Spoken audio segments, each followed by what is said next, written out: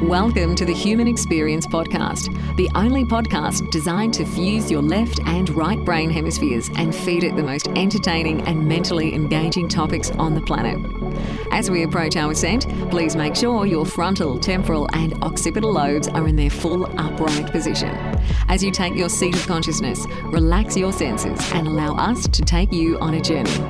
We are the Intimate Strangers. Thank you for listening.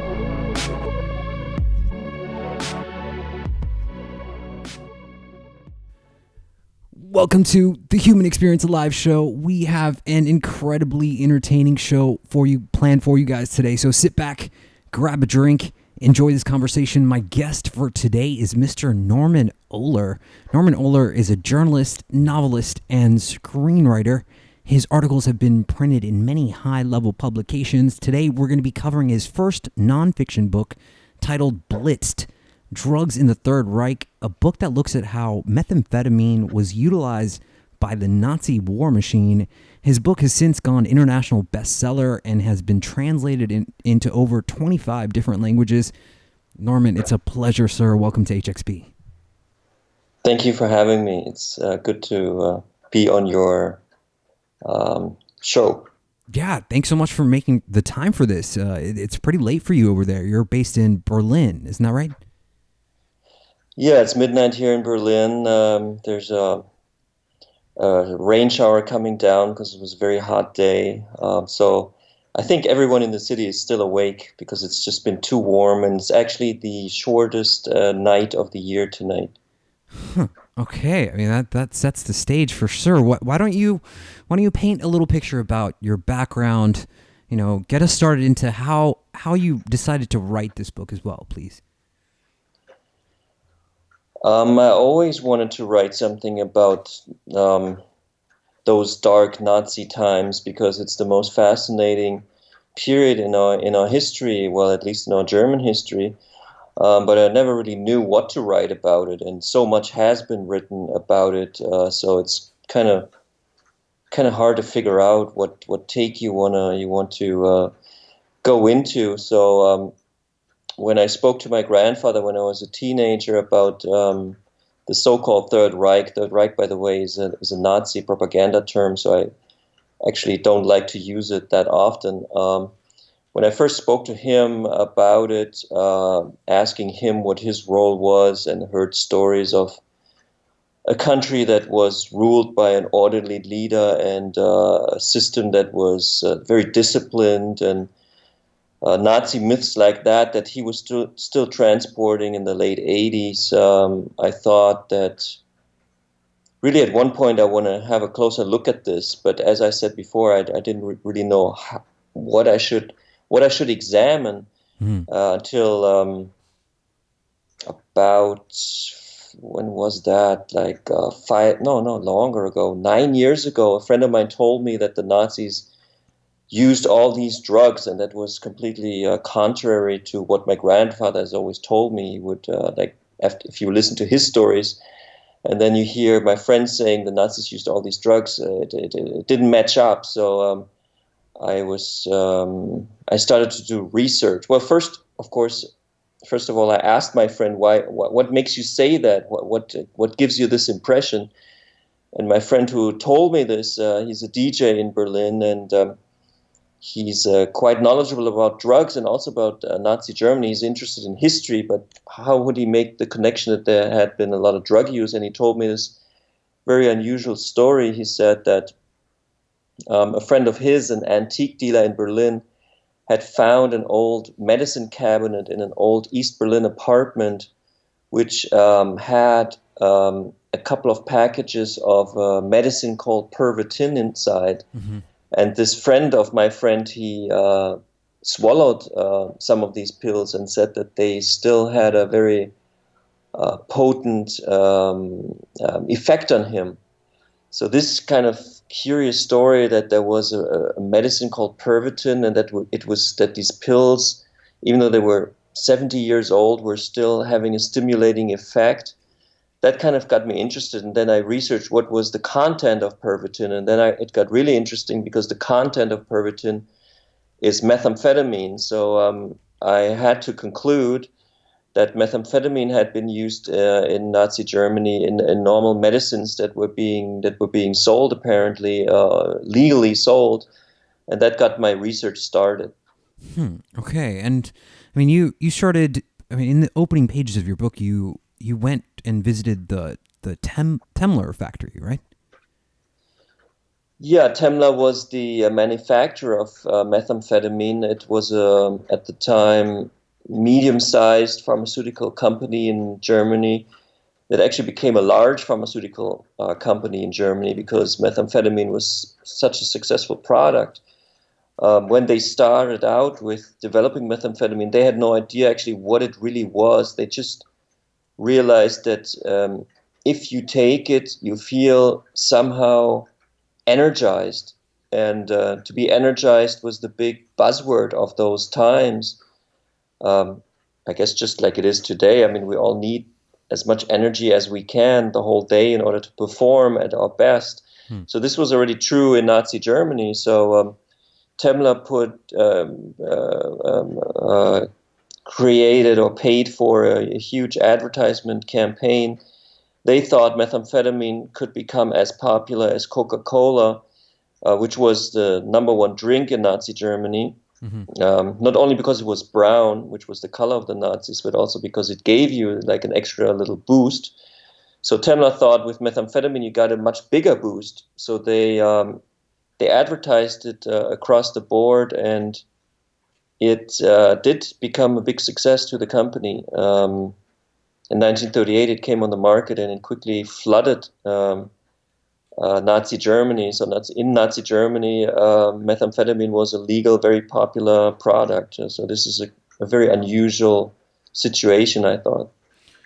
So Pervitin was the brand name. What was the active ingredient in Pervitin?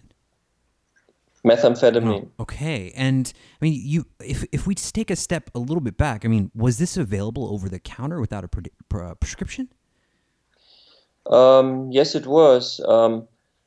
When the Nazis took power in 1933, one of the first things they did was to outlaw all drugs. They posed as the first anti-drug government in Europe, claiming that the Jews in Germany, the minority of the Jews, they were all into drugs, and this is poisoning the German people. So they kind of used anti-drug policy as a policy to outlaw or to criminalize Jews and other people that they didn't like. The irony then is that in 1938, as I mentioned before, methamphetamine comes onto the market and is not recognized as a drug. It's seen as something like aspirin or something like a coffee in a pill form. So you could just go to any pharmacy and buy 1,000 packages of methamphetamine. There's no problem with that. Children could buy it. No one thought it should be regulated. So this was so methamphetamine in a way substituted all those drugs that the Nazis had made illegal. So it was like a cure-all for so many different things. Yeah, it was supposed to be good against hay fever, against the flu, against fatigue. Obviously, it was used for losing weight because you're not really that hungry on methamphetamine, I suppose. It was supposed to be good for the for the sex drive. So it was also used as like a type of stimulant, private stimulants. It was really used. It was praised to be good for basically anything, a cure-all, as you said. So if you were to compare Previtin to the methamphetamine on the street today, what would be the potency comparison if we were to analyze that? Well, one pill of Pervitin contained 3 milligrams of methamphetamine, and methamphetamine. So it was used orally, and it was produced by Temmler under, I suppose, very good conditions. It was a professional pharmaceutical company making very pure methamphetamine.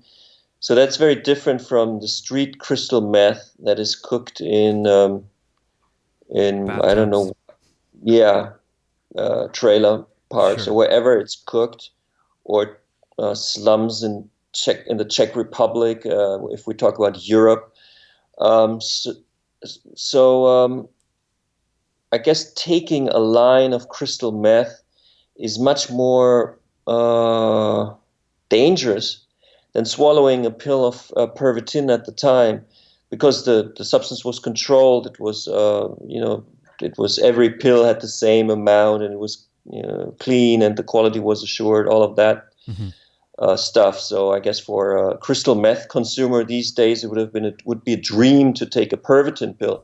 Hmm. Uh, of course, Pervitin, methamphetamine, was addictive at the time, just like it is today. So it was a very dangerous pill. But this was not realized for quite some time. So for a few years, Pervitin was on the market, and people became addicted without really knowing it. I mean, they appreciated the product and they took more and more, but people weren't so aware of the problem of addiction. I mean, addiction was connected to morphine and cocaine, but if people used Pervitin, they never thought that would also create an addiction. Hmm. That changed a little bit later during the so-called Third Reich. It's really fascinating to go over the history of when this drug was sort of invented and was available so readily. Who was Professor Rank? He was sort of the driving force of getting the German army to make use of Pervitin specifically. What role did Professor Rank play in this process? Well, Rank, pronounced Ranke in German, but we can call him Rank. That's Okay. fine. Uh, Rank was the professor of physiology employed by the German Wehrmacht. Wehrmacht is the German army at the time. His job was to find ways to improve the performance of the German soldier. So he was responsible for making suggestions such as, should the soldiers eat white bread or brown bread, or what kind of cloth should their uniform be made of when they fight in tropical climate.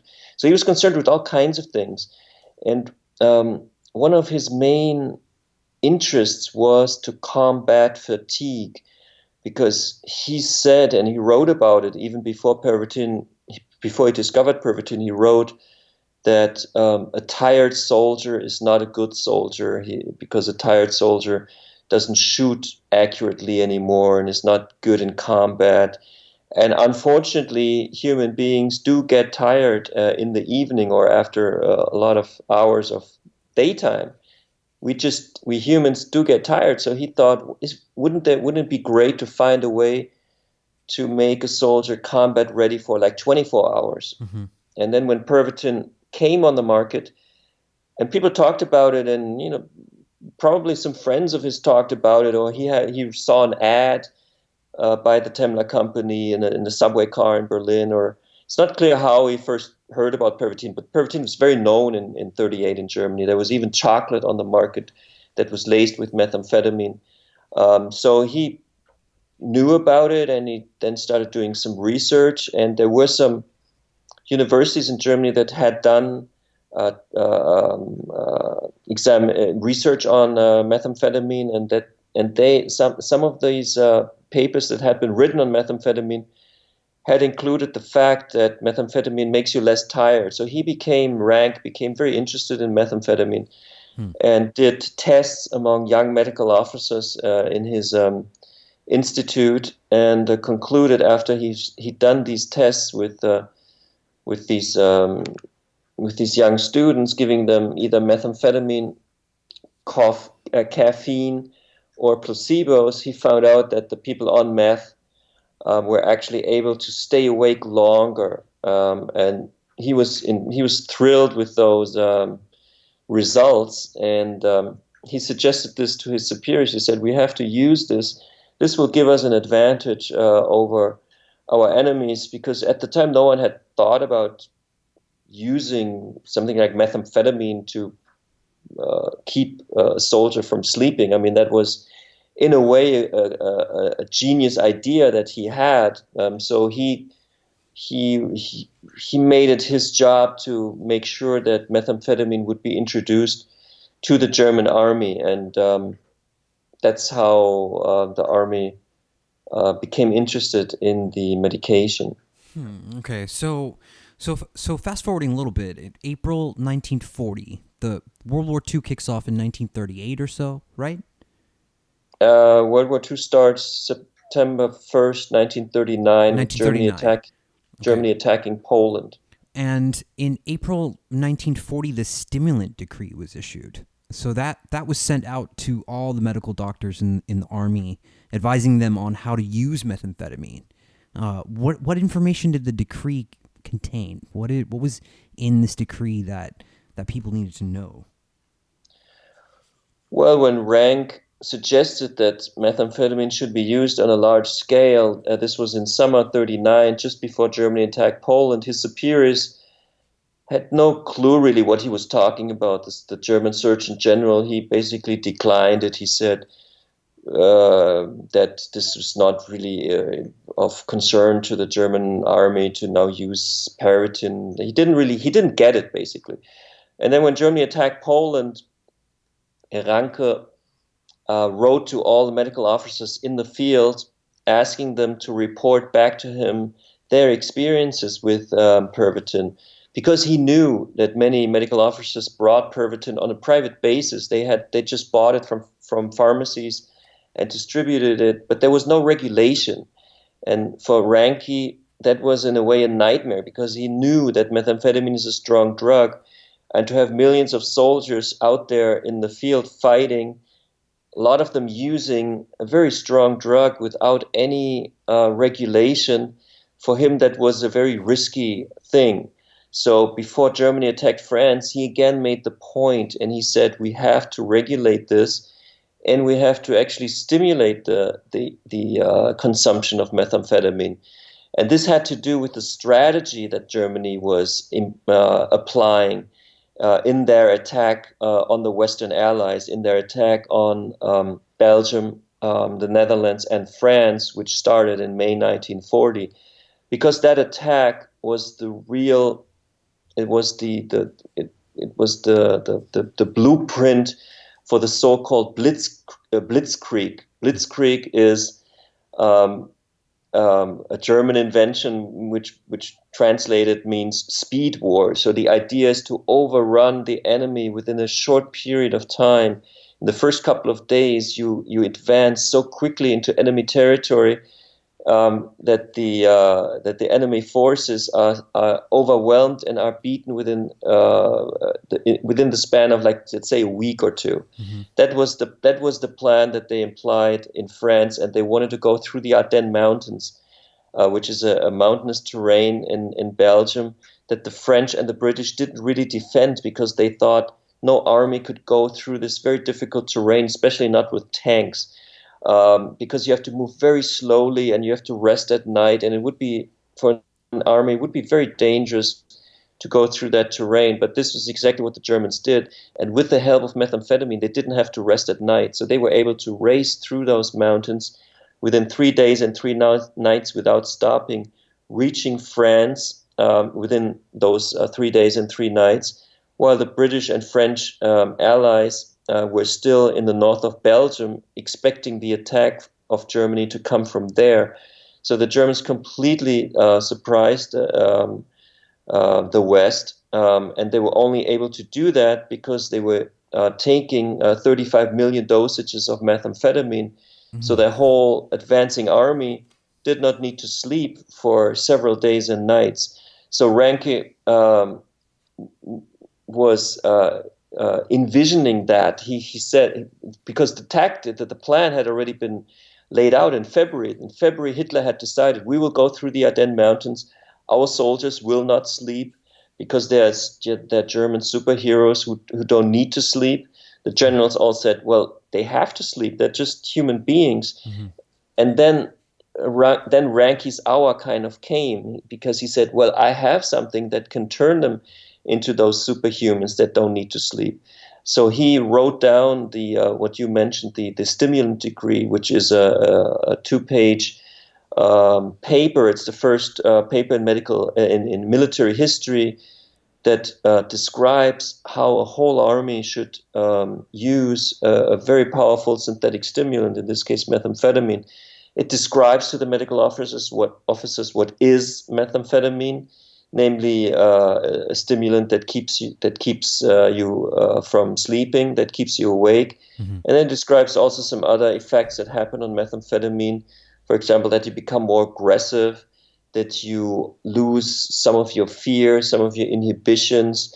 So it kind of explains to the medical officers what methamphetamine is and how much they should give out. They should start with a pill, then they should give the next pill after 6 hours, and they should give the next pill after another 6 hours. So this was 3 pills in a span of 12 hours, which is 9 milligrams of pure methamphetamine, which is quite a lot, and certainly enough to make a soldier aggressive and functioning and well, make the whole war machine well oiled.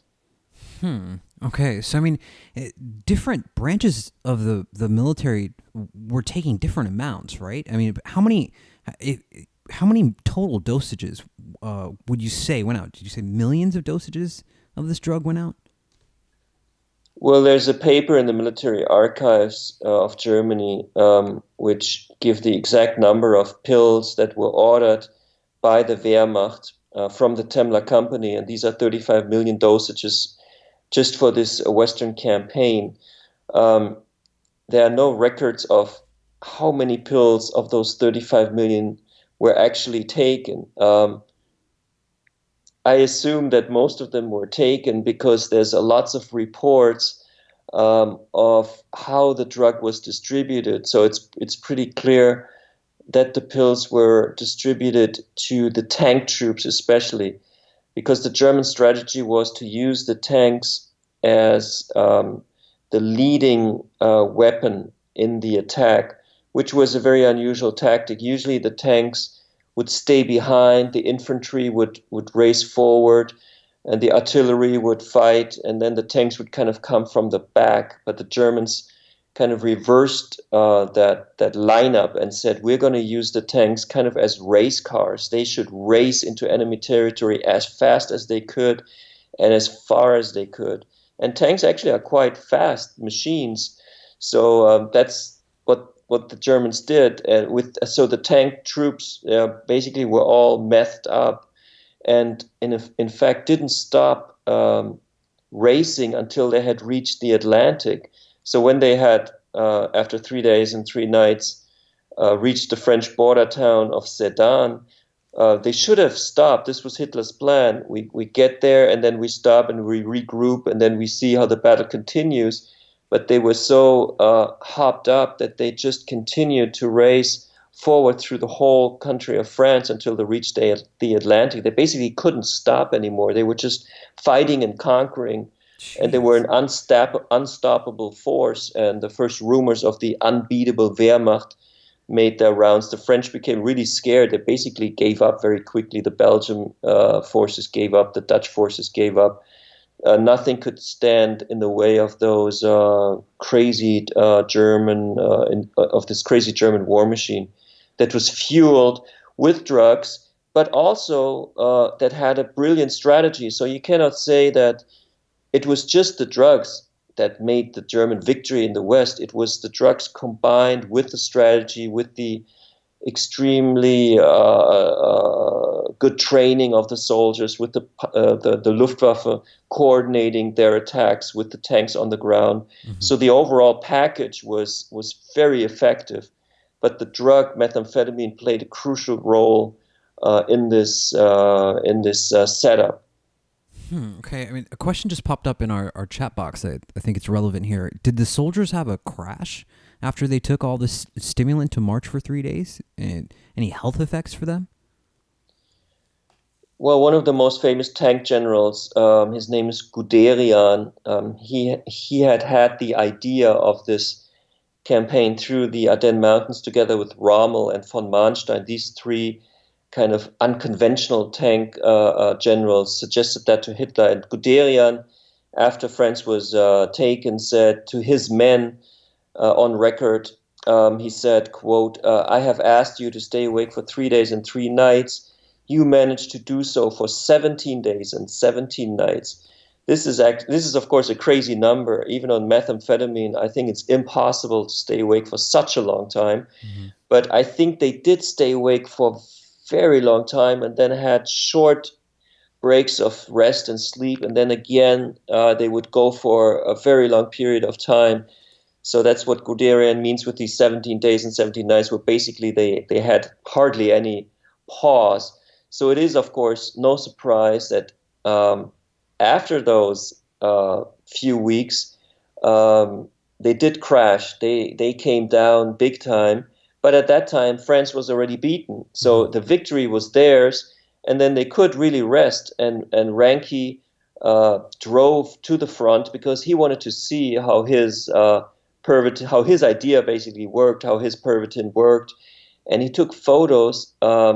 And first I was surprised when I saw those photos that he took of soldiers, because he photographed sleeping soldiers only. Mm-hmm. So all the photos he took in France were of sleeping German soldiers. So they were just sleeping then for days and nights. They just had to kind of regain their energy by sleeping. But this was not a problem because France was already beaten. So you can see that Pervitin really works in a blitzkrieg, in a war that only lasts for like 2-3 weeks. There were some casualties on top of just sleeping. Some officers died, but only like a handful.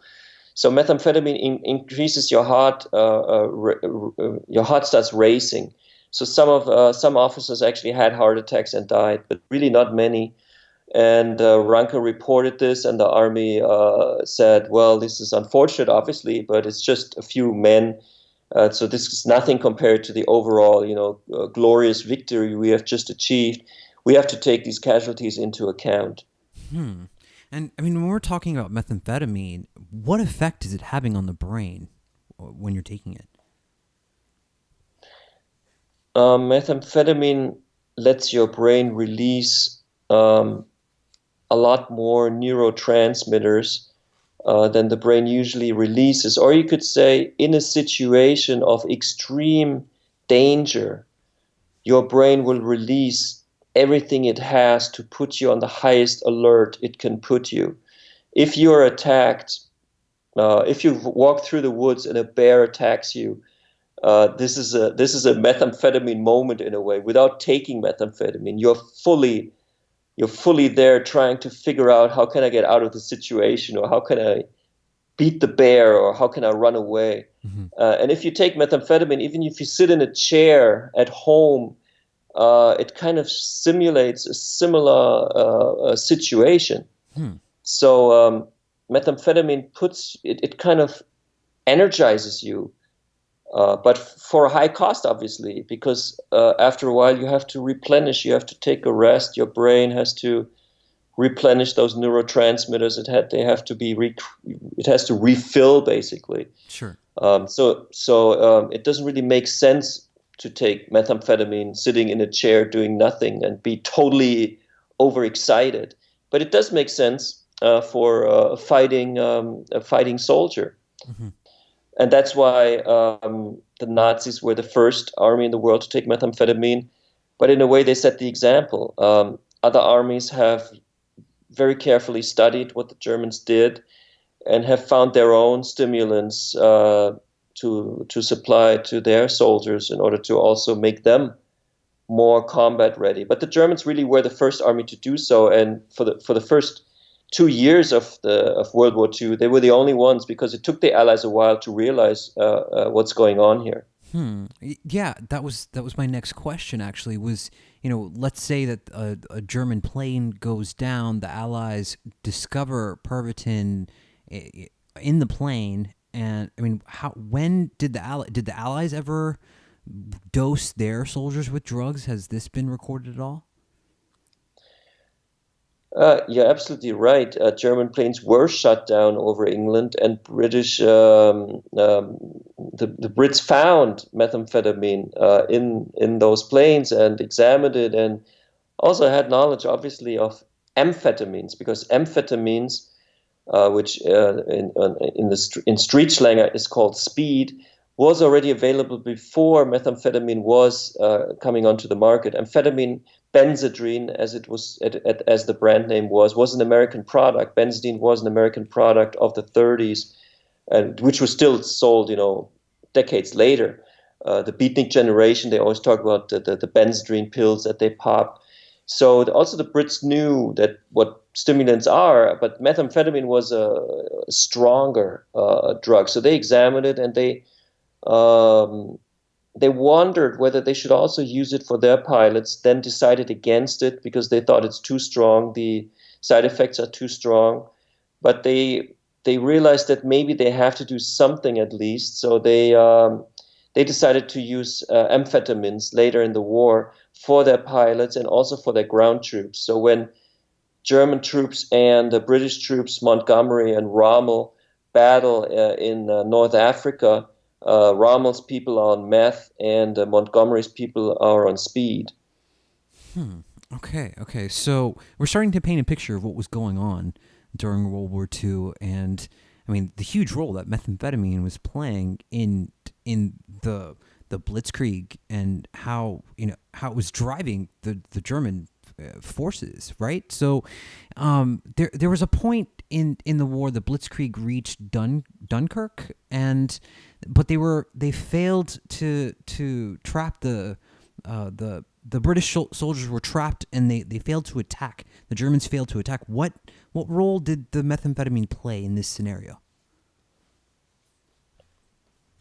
Well, before I mentioned that the tank generals were unstoppable. They just raced and raced and raced through enemy territory until they reached the Atlantic coast. And Dunkirk is on the Atlantic coast. It was the last port that the German forces had not taken yet. So it was the last point that the Allies could use, the British Army could use to flee back to Great Britain. But the Germans could have easily taken the port and destroyed the whole British Army, and they would have won World War II already at this point. But Hitler made a fatal mistake. I mean, it was a good mistake, but for the Nazi war machine, it was a fatal mistake. He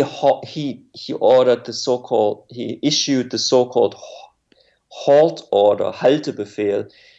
He ordered the German tanks to not take Dunkirk.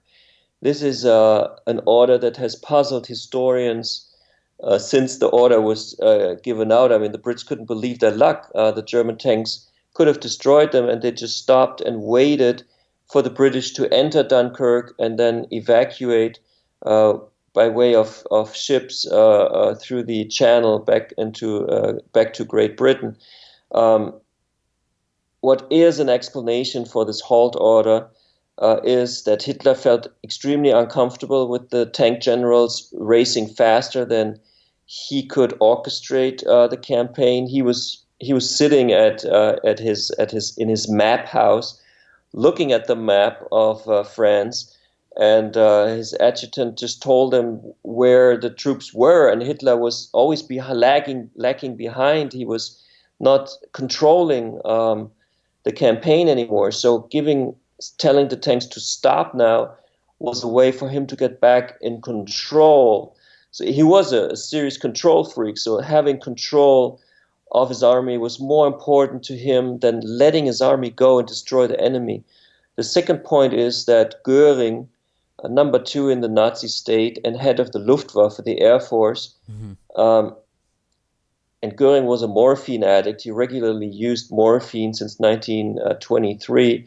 So he often was not in the most realistic mindset that you can imagine, but he was often in a trance-like morphine induced state, and he had the completely impractical idea that the British forces should be finished off by his forces, by the Luftwaffe. not by the ground troops, not by the tank generals. He said to Hitler, if you let these tank generals finish the job now, they will get too powerful and you will lose power. But if you let me do the job with my Luftwaffe, we can say this is all our genius work together, and this is a much better way to finish off this campaign. And Hitler believed Goering, which was a big mistake, and the British could flee back to Great Britain, could regroup, and the war continued. Okay.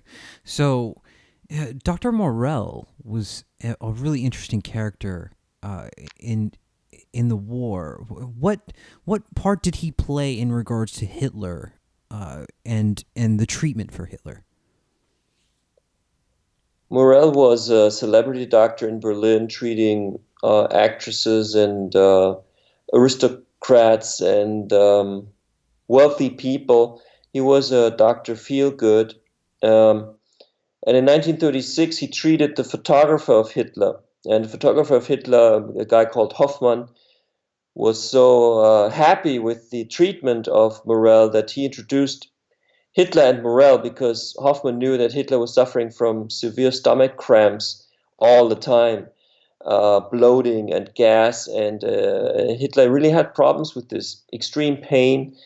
And Morell was able to cure that very quickly, because Morell was very liberal with applying a drug called Eukodal. The main ingredient in Eukodal is oxycodone. It's an opioid that Morell was very liberally applying. And if you have stomach cramps and you inject oxycodone, those cramps immediately go. You don't have that problem anymore. And Hitler immediately was cured of his severe pain and made Morell his personal physician. This was in 1936. So from 1936 to 1945, Morell was the personal physician of Hitler and basically didn't leave his side anymore. Stayed with him every day, gave him injections every day.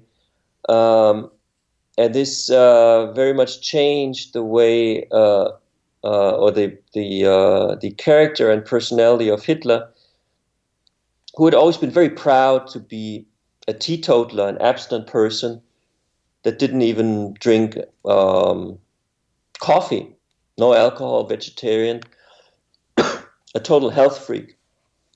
But this changed in a big way when Morell became his personal physician. So the first thing that Dr. Morell treated Hitler for was his cough, right? And were there other things that Dr. Morell was treating Hitler for? Well, Morell usually didn't treat people for any diseases. Morell treated people so they would feel better, because if you inject oxycodone in a very high dosage, it's stronger than heroin. You have an extremely strong high. So Hitler experienced this high and wanted to repeat this high because he liked it, and he became addicted to opioids. So Morell didn't really treat him against any diseases except the bloating and the stomach problems. But what really happened is that Hitler became dependent on those daily injections by his personal physician. There was this video that I saw, I think it was on Twitter or something, where Hitler is at the Olympics, I think, and he's rocking in his chair really quickly. I mean, was Hitler on Pervitin as well? Was he on methamphetamine as well? It's not clear whether he was on methamphetamine as well. Morell took notes every day, and his notes are all kept in the Federal Archives in Germany. And to study these notes is actually a big task, because there are lots of notes, and they're complicated, and but they can be deciphered. And I spent a lot of time with these notes, and only in one occasion does Morell write down that he gives Hitler methamphetamine, that he actually injects Hitler with methamphetamine, which is quite strong, to get injected with pure methamphetamine. But he only does this one time, or he only writes this one time.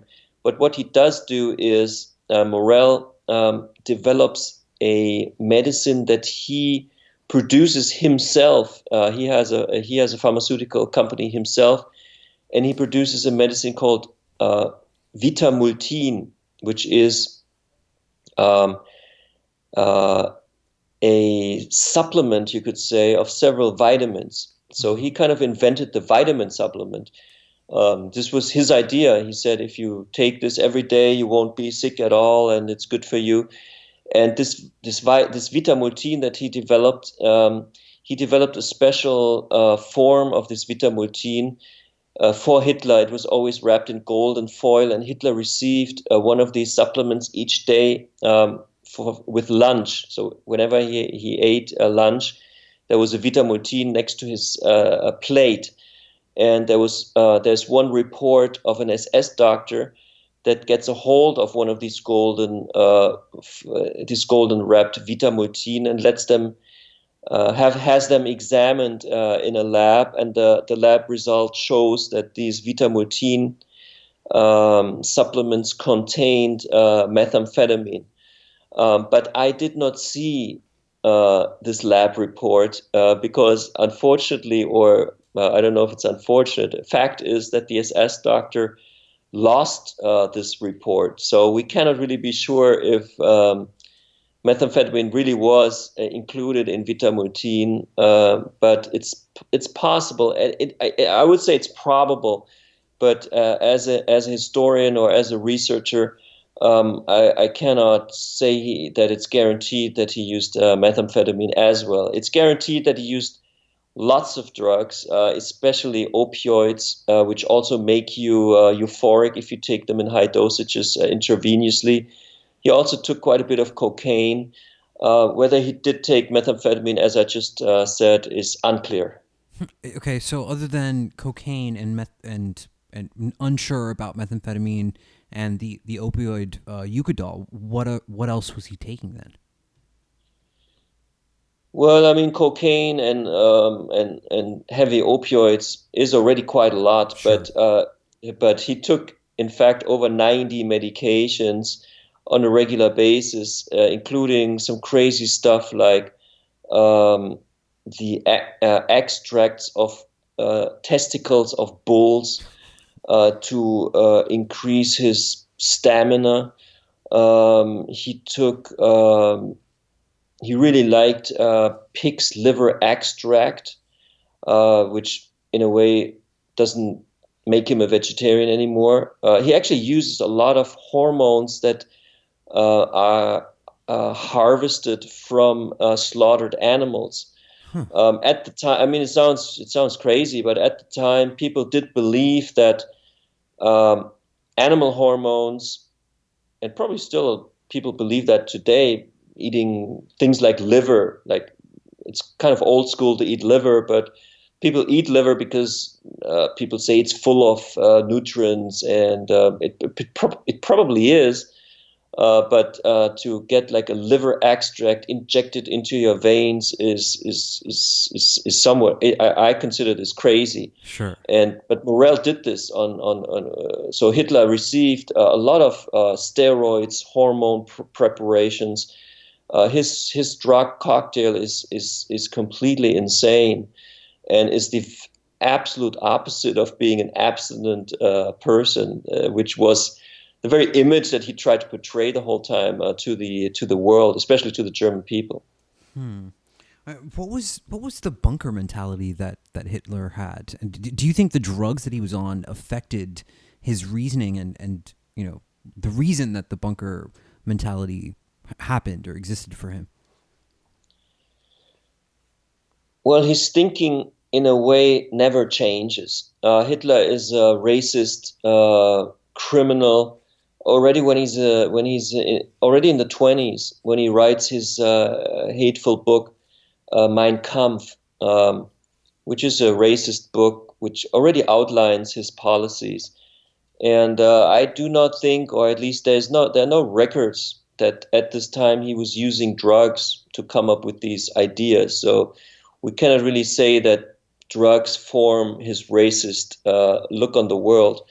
But we can say that he later on, especially as the war turns very bad for him and for Germany, he uses lots of euphoric making stimulants, especially the opioids, in order to keep his confidence. There's a few notes by Morell, very typical notes, read like Führer, Führer is leader, that's how the Hitler was called. Führer has to go into very important military briefing about difficult situation on the Eastern Front, needs something to boost his performance for this important meeting. I inject Eukodal 20 milligrams. Führer extremely happy after injection, goes into meeting, comes out of meeting, tells me meeting went really well because of application of the medication. So Hitler used the drugs to kind of keep his way, never question himself, never change his way of thinking.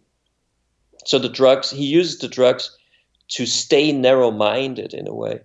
That's why he uses very specific drugs. He doesn't smoke weed in order to kind of have new creative ideas. Hitler certainly didn't do that. Mm-hmm. He takes drugs that kind of keep him on track and keep him functioning. So the drugs they don't change his thinking, but they do play a way in his decision making, because staying on track for Hitler means removing yourself more and more from reality, because reality outside was changing. The war was changing. It was going bad for Germany. Hitler was on the wrong track, but he kept staying on track. That is the bunker mentality. He didn't really look at the world, at the war situation with a clear headset. He didn't rationally discuss with his generals what they should do in 43 and 44, when the Soviet Union was becoming, the Red Army of the Soviet Union was becoming more and more powerful, advancing towards Germany. Hitler just stayed in his bunker. The bunker, his head was the bunker. He just said, yeah, we're never gonna retreat. We're the superhumans. We're gonna win. There's no question about this. Anyone who doubts this will be shot. So this was all bullshit. But this is what he stayed true to, and this led to the final defeat of Germany. So 1945 was when World War II ends. In late 1944, the Allies decided to bomb pharmaceutical factories in Germany. How did this affect Hitler's supply? And what did he have to do because of this? Well, Hitler had become physically addicted to oxycodone, to Eukodal, by the end of 1944. He uses it every other day in the fall of 1944 in a dosage of 20 milligrams injected intravenously. This is a very high dosage, which makes you very high. And it also makes you extremely addicted. So you cannot stop using it. Problem for him was that when the Merck company, a company that's still a big player today, who had the patent on Eukodal and oxycodone at the time, gets destroyed in an air raid by the Royal Air Force in December 1944, Eukodal suddenly is not available anymore to Hitler. I mean, Morell probably had a few, ampules left, but he didn't have a huge supply, because he would always, whenever he needed it, he would go to one pharmacy in Berlin, the Engel Apotheke, and he would get his supplies from that pharmacy. But suddenly this pharmacy couldn't get the supplies anymore from the factory. So this was a problem for Hitler, and Morell tried to combat this problem, solve this problem in the beginning by sending out his aides on motorcycles through bombed out Berlin, racing from one pharmacy to the next, trying to find the last, supplies of oxycodone. But at one point there was just none to be found anymore, which created an awkward situation in the bunker. Hitler, being a junkie by now, not having his fix anymore. The relationship between the two men soured. And in late April 1945, Hitler fired Morell and was very, very angry at Morell. And this was very unusual, to fire someone out of the bunker, because Hitler was happy for anyone who would stay with him in the bunker in those last days. But he did fire Morell, kicked him out of the bunker because Morell couldn't supply the drug anymore that he made Hitler addicted to. Oh, wow, it's such a fascinating story. I can see why the book became so popular. I mean, it's highly intriguing, the whole story, hearing about it from the historical perspective. It's a crazy story. I mean, when I researched it, I myself found it extremely interesting, because it does give you the whole narrative of World War II under a new angle, Mm-hmm. and it tells a new story, but it's still the same story. The old story that we knew just becomes more plausible. We understand it better, and it becomes more vivid, more colorful. That's why I think the book is very successful and is of interest to people all around the world. Yeah. So after the war ended, what happened with Pervitin? It stayed in use for a little while, right? It did. I mean, many soldiers who returned home were still addicted to it or used to it. Temmler still produced it in February 1945. They still produced millions of pills. So when Germany collapsed in May 1945, those pills that were still out there flooded the black market. They were very popular on the black market in Berlin and in other cities. We have the phenomenon that women cleared away all the rubble in the destroyed German cities. They're called rubble women. And these rubble women also used then Pervitin in order to have that boost of energy, because there was not a lot of food at the time. So people, they had just experienced the most horrible war in human history. Their cities had been destroyed. No food, totally difficult, very difficult living conditions. And then they have to really labor hard in order to rebuild the country. So Pervitin was still helpful because it does give you an extra boost, even though if you then, you might completely crash, but without Pervitin, they probably wouldn't have even gotten out of bed anymore. So it was still popular a product, and it was actually manufactured in Germany all the way up until 1980. But its popularity really was during Nazi times and then into the 50s. What you said about Hitler, it wasn't like he was going out like searching for himself. He wasn't like Hitler was trying to drink ayahuasca or something. He was just focused on his mission, which was conquering the world, right? Yes, the Nazis and Hitler used a lot of drugs, but certain types of drugs they didn't use, and this was the hallucinogenic drugs, the psychedelic drugs. Or marijuana. They didn't use those drugs because those drugs they make you more aware of yourself. Sure. And ayahuasca is considered by many people to be a very healthy substance to take because it connects you to your body, to your mind, to your soul. This was not something that Hitler was interested in. Hitler was interested in conquering, killing, very different things. Yeah, the war machine, not in psychedelic experiences. Not at all. Norman, no. This was a fascinating read, my friend. Where can people find the book? Where can people find more of your work? You can find the book in any bookshop of the United States. You can.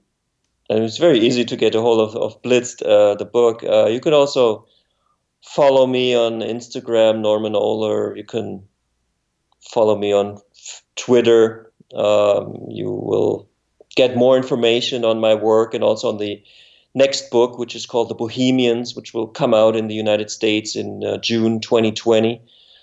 So stay tuned, and um, as we all should at all times, right? Yeah.